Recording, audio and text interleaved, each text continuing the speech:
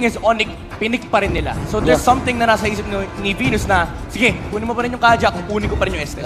Now, ang kinalayuan na ngayon nitong drop na to, no? Nandito na tayo sa kanilang Game 4, Best of 8 series, mga kaibigan. Is that nakaban na yung Granger. Kanina sa Game 3, hindi nga binan yung Granger, pero pinili lang ni Iacto yung Kimi. Ganon din yung carry. Naninigurado na sila dun sa Marksman and kasi nag-scale up parehas na Marksman. Claude is still available for JP. Kanina hinover din yung Kimi. Ngayon, there we go. We got the Gusion here.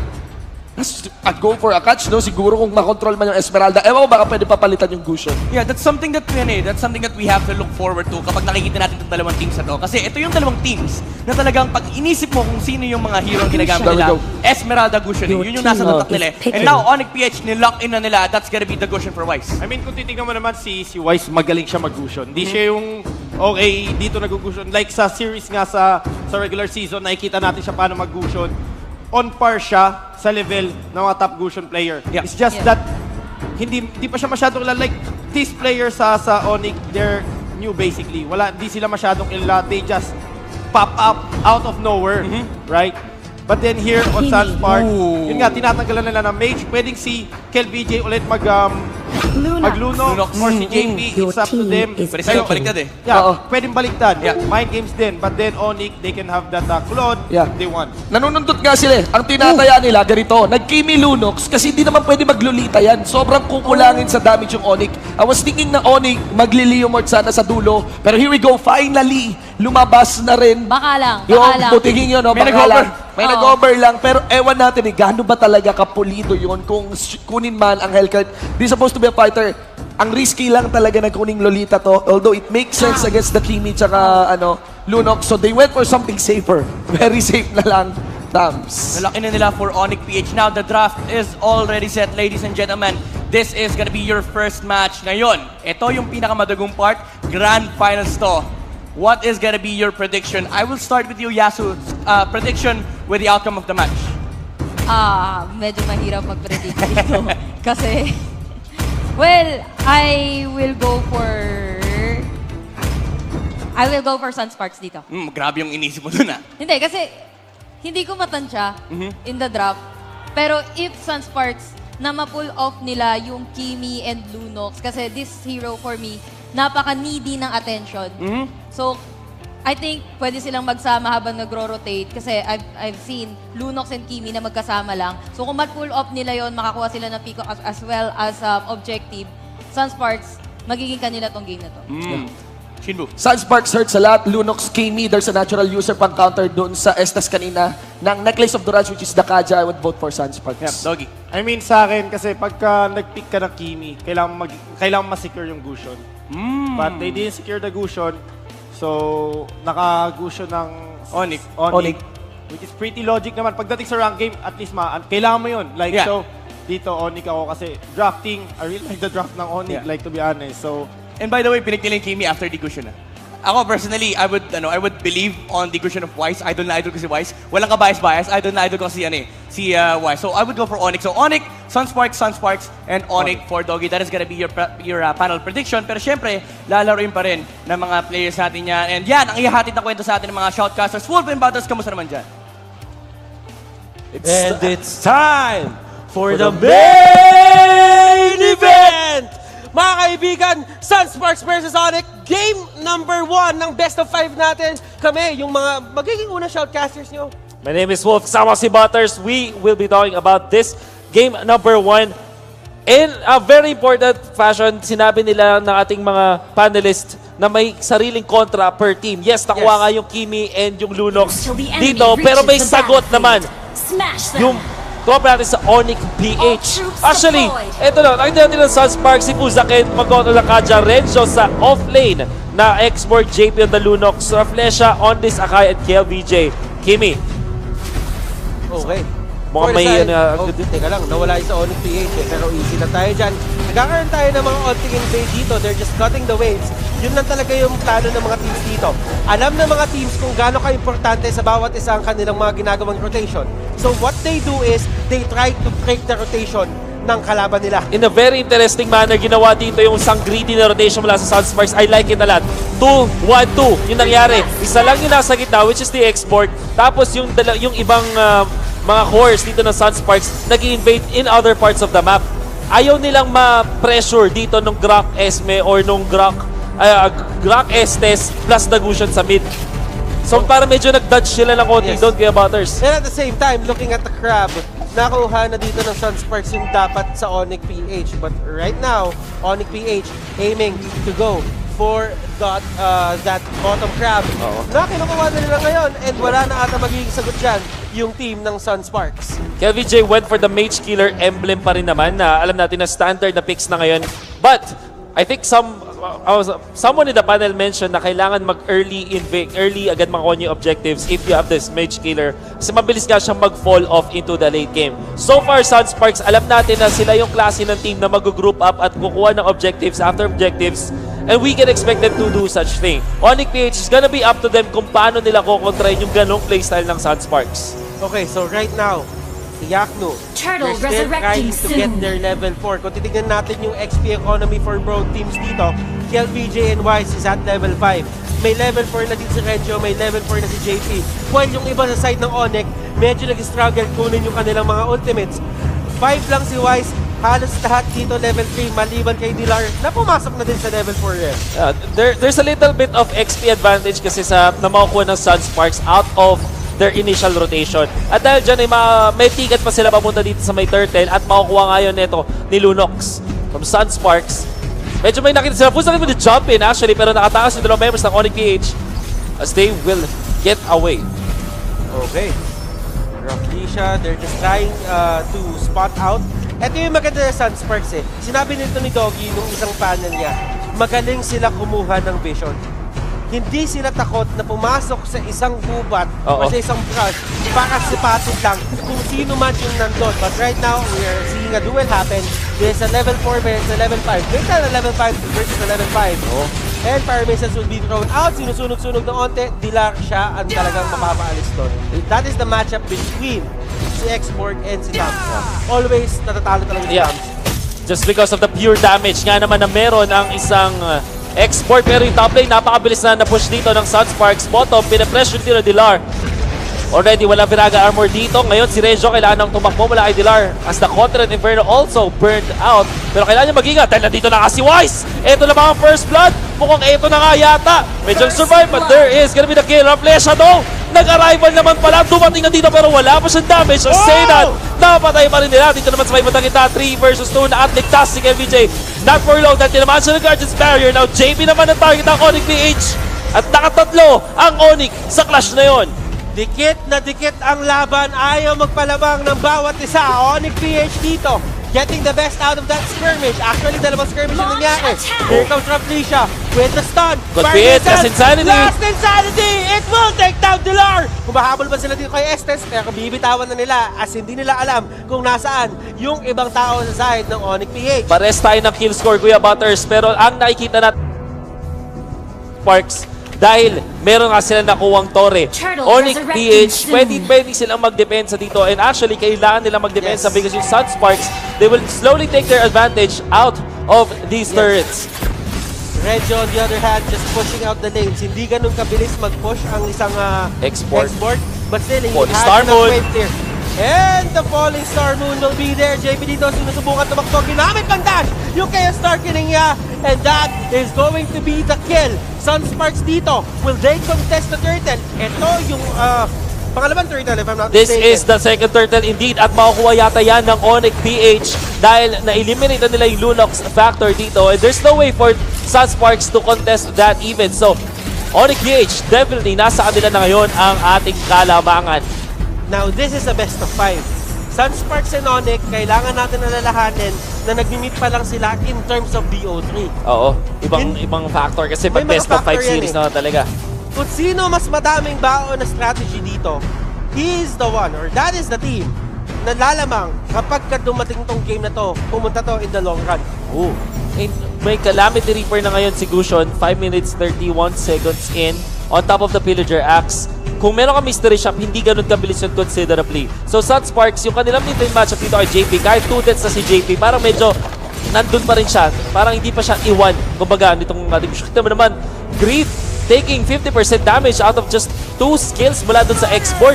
Ito na nga, last insanity namin, pero 4 versus 1. Ano mga kapatid? May nag-arrival naman pala! Napagandang ibig mo na ng flash ha! Ligtas pa rin si Wise. Finally, will evolve. No, he won. Konting life steal pa daw. Renzo, may armor na siya ulit. Kulang. By the way, sa baba! Pumupuga! Grabe naman yun! Yeah, BJ! Greed dito, nakakaiba na. Pangalawang last. Isang last insanity pa! Pangal- Sobrang baliw na nito! Grabe! Okay, may hatak, may talon, may falling star moon, and they'll get the kill. Finally, pero anong kapalit? But Limang tore! But still, that is a very worthy sacrifice. Kasi, ang tagal nag-stay ng Onic PH sa may taas para lang makuha yung kill kay Renzo. At hindi pa nila na-push yung tore dun sa top lane, by the way. Not realizing na habang nangyayari yung lahat, onto the middle, onto the bot, wala na silang outer turrets. Yes. 5 in total na turrets ang nakuha dito ng Sunsparks. 3 dun sa specific clash na yon. Isa dun sa may gitna, 2 dun sa may bottom lane. Nakita nyo kung gaano kabilis mag-take na objective si KVJ. And the problem is napakagaling magdepensa ng isang export. Kung hindi siya man lang ganun kabilis mag-push, sobrang lakas naman niya mag-turret defense. And nakita natin yung arrival dito ni Raflesia, saktong-sakto. Wala man silang napatay. They still kept their turrets intact sa top lane. This is why Sunsparks still are on the lead. Alam mo, men, Turtle nakuha dito ni yung Bushon. bigayan dito nagkakuhaan nandun sa may gitna Raflesia with Hurricane Dance. 3 JP going 1v1. Iyak dito, masyadong mababa yung buhay. Power of Nature will be there. Oh my Venus, ang heal lang to. Pero si Dilar, masyadong malayo. Wala siyang clinic dito mga kaibigan. JP trying to go in. Order Brilliance. Fuzaken, Ring of Order. Nagkabatuhan. One charge will be thrown out. What in terms Wise? Lalaban na nga dito. May makamatay na nga siya pero mapapanish siya na siya down. Mula doon sa Falling Star Moon. Kumalik na sa 3. Triple kill na agad para dito sa ating Esmeralda. Pero sasaktan siya mula kay DJ Greed will fall down. Hindi pa tapos si Ken DJ. There's the ultimate maximum charge. Pero wala na siya dito transformation. Say that, eto na nga, nag-region na pati Iacto. Nasasaktan. May hit. Na-touch. Na-touch siya. Buhay pa ba? Kaya pa ba? Oh my Venus. Oh! So close! Yes, BJ! The Prodigy! And here comes Raflesia na nag-arrival doon sa may gitna para mapagdepensa. Again, ginagamit ng Sunsparks yung kanilang mga arrival para makapagdepensa. They don't want to give anything to Onic PH. Holy Crystal, nakuha na ni Wise. So that means may extra damage na yung mga basic attacks niya dito. Last Insanity just to clear the wave. Yun yung ginagawa ni Renzo dito. But here comes Fuzaken. He is trying to get a good angle, sabihin natin, on the Divine Judgment. Pero hindi talaga siya binibigyan nung anggulong yun. The only problem I have with Sunsparks is that wala sila nung parang close out ng kills. Wala sila nung parang execution. Yes, meron silang sobrang taas na damage per second or damage over time courtesy of this Kimi as well as the Lunox. Pero wala silang parang Leomord na pang close out or something like yung skills ni Wise ng Gusion, di ba? Like, that's what they need to do. Ang nangyayari kasi dito, kapag wala kang pang patay or wala kang pang execute, na-heal up lang gamit yung sustain na meron nga naman yung isang Estes. Nagamit na nila dito yung Hurricane Dance sila, and right now, One Nice Charge one charge. will hit 3 people. Divine Wise Judgment, trying to go for his combo. Greed will go down. At eto na ata ang hinahanap na laban ng Sunsparks. They can get this Lord. Kulang lang isa dito yung Onic PH. And Renzo still has the ultimate, so pwede niyang gamitin ito para makapagdepensa sa may bandang gitna. Well, he still is not committing it, pero nabubugaw niya yung members dito ng Onic PH. Time and time again, ayokong paulit-ulit ang sinasabi, pero kita-kita nyo naman, ayaw magbigay ng Sunsparks ng tore sa kalaban ng Onic PH. And look at the pressure na binibigay dito ni Renzo sa kalaban niya. 3 tao Grabe, yung Lord. nasi-stick niya doon. He's gonna Sa take may this. gitna, Oh! the Lord will be taken. Sunsparks dito get their first important objective of the game. Sobrang intense sa ating laban, Butters. Both teams having their own priorities. Sunsparks, mas gusto nila dito yung mga tore, yung mga turtle, yung Lord. Onic PH, priority nila makakuha ng kills dito. Lamang sila ng kills, pero yung Sunsparks pa rin yung abante in terms of gold. Dahil mas lamang nga naman sila sa mga objectives. They know that they scale better kapag dating din ng late game. Hindi katulad ng isang Kimi na naka-mage killer, medyo talaga nag-fall off. Well, hindi medyo, nag-fall off talaga pagdating ng late game. But right now, on the top lane, talagang lahat ng lanes, kung papansinin mo dito, look at the High map. pressure. Lahat ng lanes, naka-push out papunta sa side ng Onic PH. And what Sunsparks wants to do right now is to get as much as possible. Mukhang hindi sila makakuha ng inhibitor turret courtesy of that. Just a glowing one para sa ating Kimi. Definitely more damage and more burn. More burn. Tama ka doon, Kuya Wolf. And the Lord will go down. That is still level 1. Hindi din ganun siguro Uy, kalaki tumalon si expectation Yakto. sila. Pero ang ganda naman ng hurricane. That's done. May damage siya rin mula kay LBJ. But in comes the Estes healing. Galing! At napatay na nila yung Lunox. Last insanity kinapit na dito. Pero wala mang fall of damage. Pumutok na nga. Pero yung heal pa rin ni Estes. Sobrang taas. Hindi sila makakuha ng kill. LBJ pa yung mamamatay. Tatlo na. Make that 4. As Onic PH destroys Sunsparks. 4-0. Walang nakuha yung Sunsparks doon. That was a good hurricane dance na ginawa ni Felicia. Ang pinaka-problema, hindi kinaya ng damage output ni KLBJ na patayin mag-isa yung Esmeralda. Ang sinasabi kasi natin dito, mataas nga yung damage over time ng Sunsparks. Pag hinalapan mo sila, ang kate. Pero wala sila nung pangpatay. Wala sila pang-execute or eliminate. Because of that, yung healing galing dito ni Estes, sulit na sulit. Oy! This time though, magandang punish. There's the shutdown. Nagulat sila doon. And they are still following up the stun connects on Oh My Venus. Pero hindi natutuloy ang Sunsparks. Oh my Venus. Cursed Helmet is now available for Felicia, so any damage dito that is attributed sa Magic, tataas na. Yeah. And at the same time, kung meron kailangan na sabihin natin i-burn na buhay, makukuha nyo din yan doon. Tama yung ginagawa ng Sunsparks dito. They're actually getting all of the buffs. The buffs. Exactly. Meron pang buff dito sa may taas.